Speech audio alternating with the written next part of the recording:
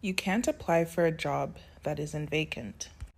So, how do you expect new, wonderful things to flow into your life when there's no vacancies in your life to adopt those new things? I think the most dangerous part about committing to a relationship that's not right for you, and in this sense, we're talking romantically, but this really applies to any relationship and frankly anything in your life, is that you can't fill that vacancy because it's not a vacancy, right? Like, you can't find the love of your life and be with the love of your life if you're already dating the loser. If your mental real estate is taken up with the loser, if you're obsessed over getting the attention of the loser, right? So if you're already dating the loser, or you wish you were dating the loser, or all your mind is just filled with thoughts of the loser, how is the winner supposed to show up? You don't have any vacancy for that person to arrive and take up the space and breathe new life into you romantically. There's no vacancy. The same way I can't go and apply to be the CEO of Blackstone because Blackstone already has a CEO. You know what I mean? So with anything in life, as you are looking to improve or evolve or just step into a new chapter, you have to be willing to close the other chapter. You have to be willing to say, like, okay, I'm making room for what's next. So if your friendships are toxic, or you don't like your job, or you don't like what you're studying, like, you can't make a switch if you don't close the chapter. I can't say I'm going to study art if I still have statistics on my website for school, right? Like, my curriculum is still filtering saying that I'm a statistics major. I have to make that decision and say, I'm not a statistics major anymore. I want to study art. I'm going to start taking art classes, right? But I can only take those art classes when I decide I'm not a stats major anymore, to give myself room in my schedule for art classes. And so along this vein of thought, I think when you are about to kind of step into a new chapter for yourself, sometimes God takes things away.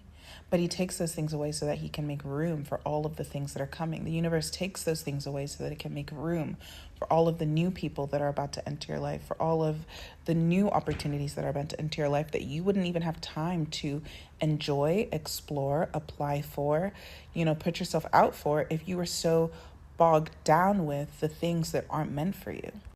And so if you're in that period of clearance, or maybe it hasn't happened organically yet, it's something you need to do intentionally. It's something that you need to take inventory of your life. So I know a lot of people, as they go into the new year, they make New Year's resolutions. But something I think a lot of people forget to do is to take audit of their previous year, right? Because when will you have time to do these New Year's resolutions if you don't think about where the time in your day currently goes and what about those things you're cutting out, right? So if you have, 12 hours worth of screen time, but you want to add the new habit of going to the gym or just spending time on mindfulness, you have to be willing to say, like, hey, that 12-hour screen time should at least be 10 hours or 8 hours or whatever it is, to give me the additional hours in the day to do the things I want to do on my New Year's resolutions list. Otherwise, the days will continue to chug on the way they always have, and you wouldn't have been thoughtful about clearing out the space in your schedule to take on new things. And so with everything, right, as you say that you want new things in your life, you must take inventory. You must do an audit and say, this is how things are currently going. Am I happy with it? Am I unhappy with it? If I want to invite in something new, what old thing must I get rid of? Or what are the things that I am happy with that I wish I had more of, right? And then you make time for those things. And then you can figure out how the jigsaw puzzle is going to come together. But if you never consider it, then it's almost like you have a full puzzle sitting in front of you. You don't like what it looks like, but there's a picture in front of you already. You don't turn it into a new picture by just taking bits and pieces of the puzzle of a completely different box, because it doesn't fit anywhere. There's no space for those pieces. They're not built to go with the pieces you currently have. So what do you need to do? You need to set this picture aside and look at the new picture and look at the new pieces and figure out how you're going to fit them all together. And that requires clearing space. That requires letting go of the attachment to the old puzzle piece, the old picture that you've already put together because you didn't like how it turned out. So it's fine. We switched to a new box. But to make space for that, you must let go of your attachment to the old box. And that goes for everything. You must let go of the relationships that don't serve you. You must let go of the job that you don't enjoy. Even if you don't let it go, like for financial reasons, you still need to be willing to say, I'm walking away from this to look for something new, and then make the time to look for that new thing and figure out where that time will be coming from. I think what sparked this episode for me was, for one, I don't have as big a backlog of episodes, and I've never really had a point in this podcast of not having episodes ready. But I saw this quote and it was saying, it's okay, it wasn't for you. Now watch as that vacant space gets filled by what you actually deserve. And it's so true, because the things that don't work out for you, be grateful. Be grateful, because if they worked out for you, but they weren't actually what was best for you, then you wouldn't have vacancy for the things that are so perfectly yours. I think a lot about, opportunities that I had that either I intentionally walked away from, or maybe were snatched away from me, and it was a surprising thing, right? So maybe I'm blindsided by not getting something I really kind of expected I would get, or whatever the opportunity was. And I remember I've always had this mindset that rejection is redirection. So whether I reject something or something rejects me, I always am taking it in my stride, because I know ultimately God, the universe, will show me why that thing was taken away, will show me why I couldn't step into a path, why I rejected something that so many other people on paper would be thrilled to have. And I just know that, whatever is calling to me, my future self, the Holy Spirit, whatever that voice is, it's telling me, this isn't meant for you, walk away. This isn't meant for you, let go of it, right? For me, releasing is something that I do very easily, but sometimes I do it very intuitively. And so logically, from the outside, other people are looking at me like I'm crazy. And it's just something that I'm okay with, right? It's I'll figure out why I did this later, and I'll figure out why this happened to me later. But for now, I'm not going to be upset, because always down the line, I figure out why I should be happy about something. So I don't have to wait until I have that next thing that will explain to me why I should be happy. I can just be happy now, because I know the explanation is on its way. And what I found is that for all the time I spent pondering, for all the time I spent being the duck with the legs underwater, paddling like crazy, and then above water, it seems like nothing's going on. For all the time I spent out of the loop, out of the game, isolated, just doing a lot of personal development and just thinking, just spending all this time thinking and thinking and thinking. And it was and then sometimes not thinking and being where's my sparkle? Have I lost myself?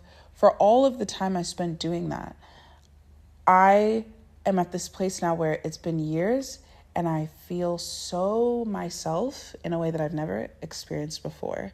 And I feel this level of calm and genuine joy at just the mundane of every single day. And I feel so grateful for the path that I'm on. And do I have every single thing that I want for myself? No. Do I think I'm perfect? No. But I'm so grateful for where I am now. And I couldn't have done any of that without all of those moments where I kept making space. I left, my life had so much space. It was almost like the life was empty, right? On paper, that's what it kind of seemed like. But I made so much space because I knew that, one day it would click. That was what I was hoping for. And that's what I had faith in, was that, one day God will show me and this will all click. And then it did. And then it was wow, this is what I had been holding out for. This is why I kept the vacancy, right? So that I could throw myself and immerse myself into this new world that I'm in, where I blink and all of these things just keep manifesting. Everything keeps rolling in. I have the faintest idea of something I want, the next day I have it.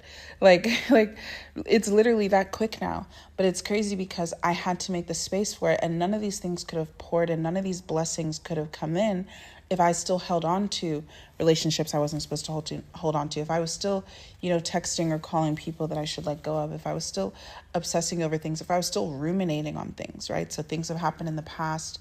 And I saw this thing online today talking about the second arrow, and how when you get hit with the first arrow, of course it hurts, right? Because you were hit, it's painful. And the second arrow would also hurt. But a lot of the times in our life, we get hit with the first arrow of a situation, and then we hit ourselves with second arrows, third arrows, a million arrows, ruminating on the past and making that pain prolonged and pronounced over and over and over again. And that's the second arrow, and that arrow is optional. So being able to experience something the one time and saying, okay, I've suffered the one time. Or even if I was suffering for years over certain things, waking up and just letting go of those things. And clearing all of that vacancy out has allowed me to step into a 2026 where I'm doing the things I want to do. I'm traveling. I'm filled with ideas. Ideas are actionable. They bring in financial profits. Every conversation is fruitful. If not financially, because not everything is about money, then it's emotionally fruitful. I'm meeting people that are so wonderful and special and bright, who push me to think in other ways, who expose me to worldviews and just perspectives that I've not seen before. And I find all of those things so exciting and wonderful, and I'm so grateful. But I would not have the room for them. The path would not have gotten to this point if I didn't create vacancy, if I didn't create the space for those things to show up. And so that's why I'm making this episode today, is to remind you that vacancy is good. It can feel like emptiness sometimes. It can feel like isolation. It can feel lonely. And I think if you're not, comfortable with yourself, that can be really scary. And I think I was lucky to have been comfortable with myself during that period. But if you're not comfortable with yourself, take it as an opportunity to get to know yourself. Journal, voice memo, audio journal, or video journal, or whatever it is, right? Get to know yourself, talk to yourself, do your morning pages, right? Wake up in the morning, write down 3 pages of freehand and just think out loud, like I do on this podcast, like I do in the book I wrote in the past few years, like I encourage everyone to do. Just think about what you truly want for your life. What are your visions, your values? Take audit of your life, like we talked about, right? Like, what about your day-to-day do you love? And what about it do you not love? And what do you want to make room for? And where will that room come from? Look for ways to create vacancy, because with that vacancy, one day you'll wake up and your life will be so full again, right? Again, or for the first time if it's not been before. And you'll see that instead of just kind of taking each day as it comes, but in a way where it's like, I'm putting one foot in front of the other because this is what I was told to do. I'm walking the path that everyone told me I was supposed to, right? I'm doing these things because on paper, that's what I'm supposed to be doing. Everyone else says it fulfills them to be materialistic in X, Y, and Z way. So I'm being materialistic in X, Y, and Z way. But no, pause to think, what are your values? What would fulfill you? Is it a 9 to 5? Is it a job where you work remote? Is it the possibility of travel? Is it something that doesn't make that much money, but it's fun, like bartending at a resort? Like, think outside the box, right? Like, think outside the box and make that space. Make that space, because you'll be so glad you did the second the right person takes up the role. Because no company wants to hire the wrong person. That's why they take so fucking long to hire. And I know that because I've seen hiring processes. I've been part of hiring processes. Nobody wants to hire the wrong person. It's expensive and is detrimental to the team as a whole. So why would you want to hire the wrong person in your life? This is your life now, not just some stupid corporation. This is your life. Why would you want to hire the wrong person?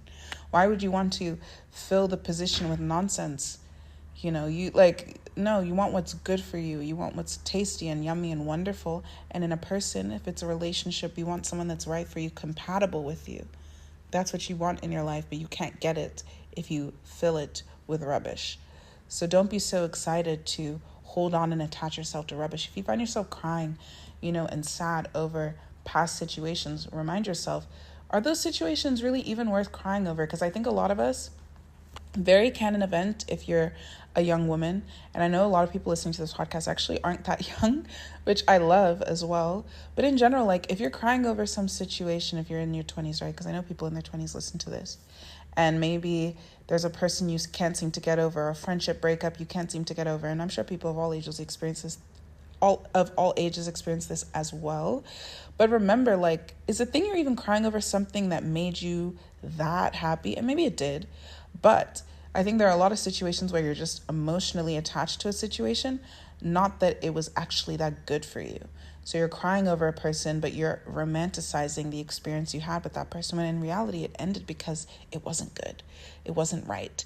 Or it was good and the season has passed. But remember, the same way you got that person and you had that season of joy with that person, you'll have another season of joy with another person. And you won't meet that next person if you don't let go of the other person, right? And again, I never like to be too specific to romantic situations, because I personally don't center romance in my life, Not that there isn't romance in my life, but it's not the center to my life, because I feel like as women, we're sometimes over encouraged to center the romantic, especially like the heterosexual romantic in our lives. And there's so many other things in our life that can like bring this fullness and joy and love and warmth and fulfillment other than just centering a romantic partner. But sometimes the analogy is just easier with romance. But anyways, I guess that's really all I wanted to say for today. Make the vacancies, and if the vacancy feels a bit quiet, enjoy the quiet, right? Or fill it with music of your own. Fill it with the music of getting to know yourself and enjoy that process, because when it gets all filled up again, you'll be glad you took the time to figure yourself out, because when it comes time to then fill that vacancy, you'll know yourself and you'll know exactly what you're looking for as you fill those vacancies, no matter what the vacancy is: romantic, platonic, academic, career-wise, exercise, anything that's good for you, diet-wise, anything that's good for you, location, where you should live, travel, whatever it is, right? You'll fill those goals and milestones and dreams having known yourself truly, instead of just putting things down on paper because that's what everybody else seems to care about. What do you care about? And how are you going to make space for the things that you care about? As always, thank you guys so much for listening. Welcome to Live Lumani. If this is your first time here, thank you for being here. If this is a repeat listen for you, I'm glad you're still here. My name is Abimudo. I will see you on the next episode. Don't forget to follow and turn on your notifications. I post every Wednesday and Sunday at 1 p.m. West African time, which is 6 a.m. Central Standard Time. And then if you live in Western Australia, I think that's like 8 p.m. Because I think my primary demographic or primary audiences are in Nigeria, America, and Australia. So I name all three places. But thank you for being here. I hope you're having a good day, and I will talk to you next time. Also, leave me a comment, okay? Drop your thoughts too. I'm not the only one thinking out loud. I know these things get you thinking as well. So what are you thinking about? Love you so much, and I'll see you next time. Bye.